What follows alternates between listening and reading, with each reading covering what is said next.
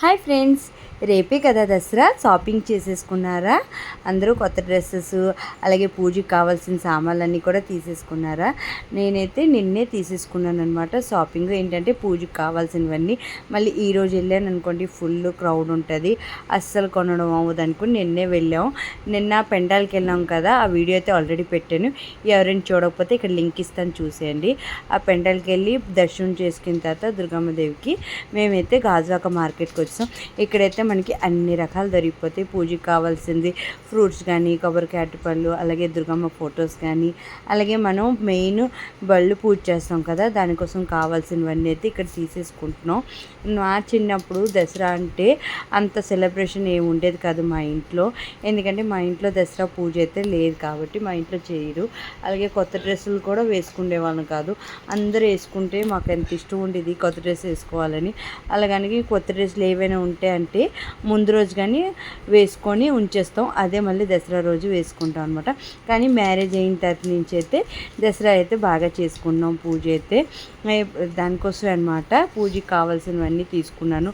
Fruits, అలాగే వెహికల్కి కడతాం కదా నిమ్మకాయలు, అవన్నీ కూడా తీసేసుకున్నాం.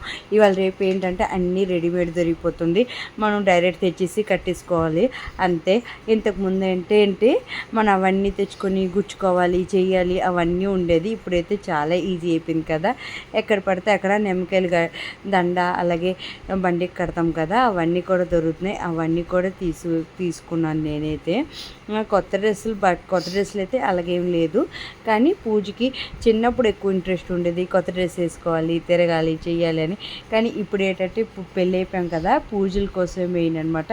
ఇంట్లో పూజ ఎలా చేయాలి, ఇల్లు క్లీనింగు ఇవన్నీ చేసుకున్నప్పుడే సరిపోతుంది. ఈరోజు అన్నీ క్లీనింగ్ చేసుకున్నాను. ఇక్కడ ఒక బాబు ఉన్నాడు కదా, వాడైతే ఫ్లవర్స్ అమ్ముతున్నాడు. వాడు మదర్ లేరనమాట, వాడు అక్కడే ఉన్నాడు. వాడికి అస్సలు తెలీదు ఫ్లవర్స్ ఎలాగ అమ్మాలో ఏంటంటే 20 రూపీస్ ఒకటి అంటున్నాడు. అలాగే నాకు 50 రూపీస్కి ఫ్లవర్ ఇమ్మనంటే లేదు నేను 20 రూపీస్కే ఇస్తాను అంటున్నాడు. చాలా జోక్ అనిపించింది అనమాట ఆ బాబుకి చూస్తే. ఇలాగ చిన్నపిల్లలు చూస్తే బాధ అనిపిస్తుంది అనమాట. పిల్లలకి ఇలాగా షాపింగ్ దగ్గర పెట్టేస్తే పెద్దవాళ్ళు చూసుకుంటే మంచిది కదా, పిల్లలకి ఏం తెలుస్తుంది. మీరేమంటారో కామెంట్ చేసి చెప్పండి. మాదైతే షాపింగ్ అన్నీ కంప్లీట్ చేసుకొని మేమైతే రిటర్న్ ఇంటికి వచ్చేసాం. ఈరోజైతే మొత్తం ఇల్లు క్లీనింగు అన్నీ చేసుకున్నాను. రేపే కదా దసరా, రేపు మార్నింగ్ అయితే పూజ అన్నీ చేసుకోవాలి. పూజ ఎలా చేసుకున్నాను ఏంటన్నది రేపు వీడియోలో అయితే పెడతాను. మీకు కానీ ఈ వీడియో నచ్చినట్టుంటే లైక్ చేసుకోండి, అలాగే కొత్తగా ఎవరైనా చూస్తున్నట్టు సబ్స్క్రైబ్ చేసుకోండి.